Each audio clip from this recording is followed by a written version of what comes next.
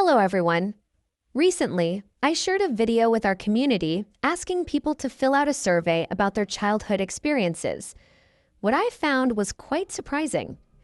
Today, we're going to explore whether there is any relationship between adverse childhood experiences, or ACEs, and the INFJ personality type. Before we dive deeper, let me give a quick introduction to the INFJ personality type for those who might not be familiar. INFJ is one of the 16 personality types identified by the Myers-Briggs Type Indicator. INFJs are often described as deeply introspective, empathetic, and idealistic.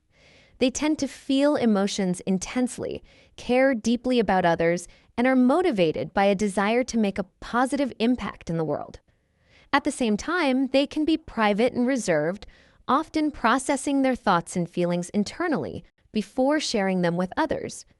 In short, INFJs are sensitive, insightful, and driven by a strong sense of purpose, which makes them unique in how they experience and respond to the world around them. Adverse childhood experiences, commonly known as ACE, refer to stressful or traumatic events that occurred during a person's early years. These experiences can leave a lasting impact on emotional, mental, and even physical health throughout life. Understanding ACEs helps us make sense of patterns in behavior, emotional responses, and personality traits.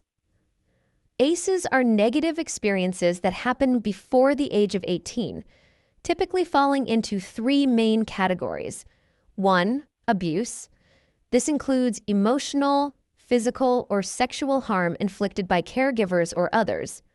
2. Neglect. This happens when a child's basic emotional or physical needs are unmet.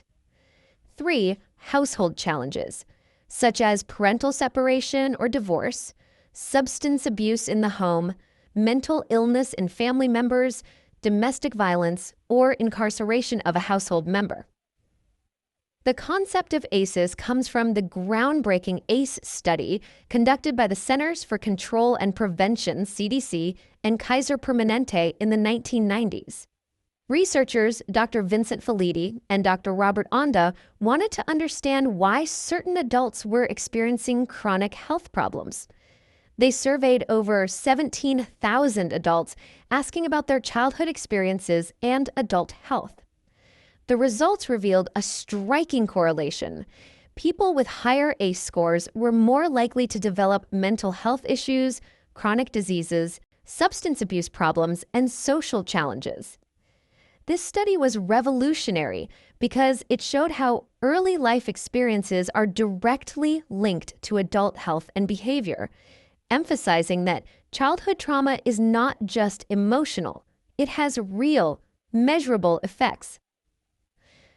The ACE questionnaire asks about experiences in three main categories: abuse, neglect, and household challenges. A. Abuse. Emotional abuse. Did a parent or other adult often insult, humiliate, or threaten you? Physical abuse. Did a parent or adult often hit, kick, or physically hurt you? Sexual abuse. Did anyone ever touch or force you into sexual activity? B. Neglect. Emotional neglect. Did you often feel that no one in your family loved or supported you? Physical neglect. Did you lack basic needs like food, clothing, or safe shelter? C. Household challenges. Parental separation, divorce. Were your parents separated or divorced? Domestic violence. Did you witness violence at home? Substance abuse. Did someone in your household abuse alcohol or drugs? Mental illness. Did a household member suffer from depression, mental illness, or attempt suicide? Incarceration. Was a household member ever imprisoned? Each yes answer counts as 1 point. Total ACE score ranges 0 to 10, showing the cumulative exposure to childhood adversity. ACE scores and prevalence in humans. Research across multiple countries shows that ACEs are more common than most people think. 60 to 70% of adults report at least one ACE. 12 to 20% report 4 or more ACEs, which is considered a high-risk score. Higher ACE scores are linked to greater risk of mental health issues, chronic illness, and social challenges.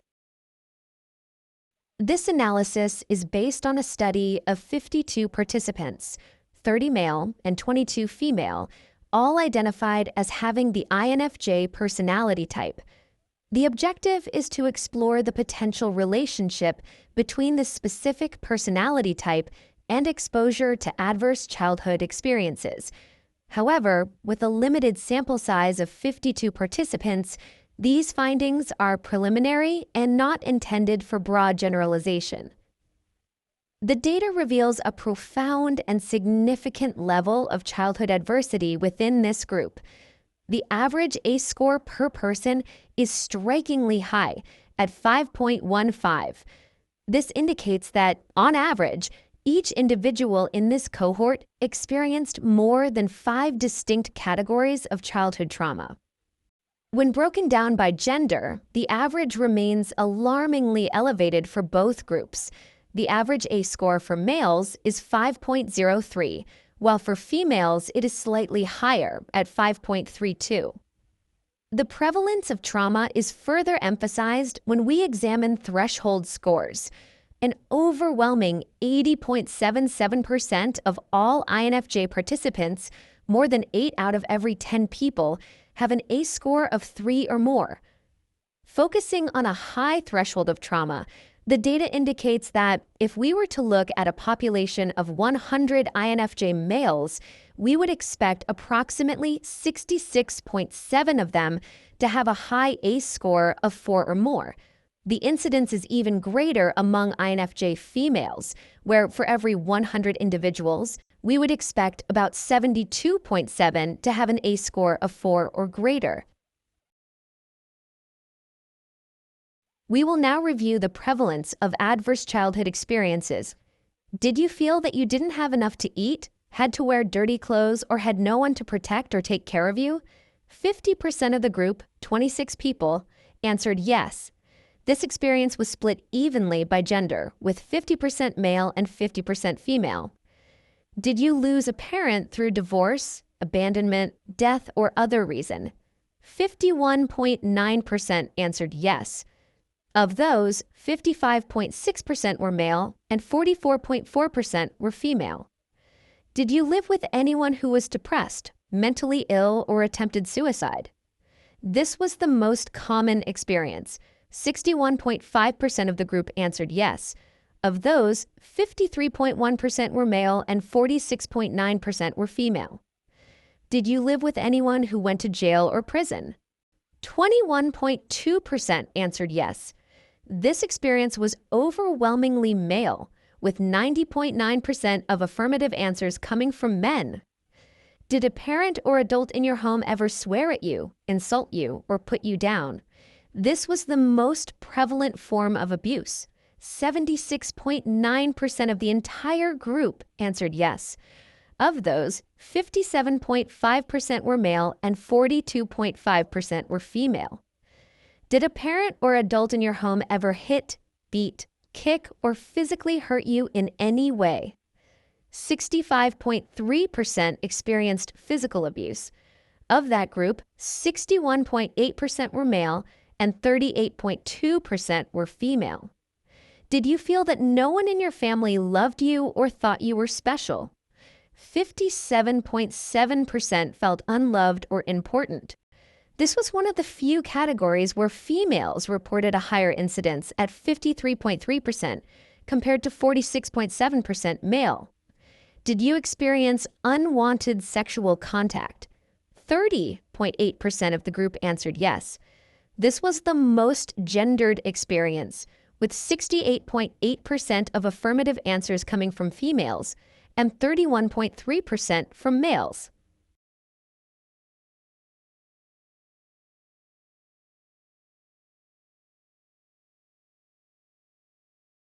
In conclusion, this data reveals a powerful correlation. The INFJ participants in this study exhibit exceptionally high rates of childhood adversity, with the vast majority having experienced multiple significant traumatic events.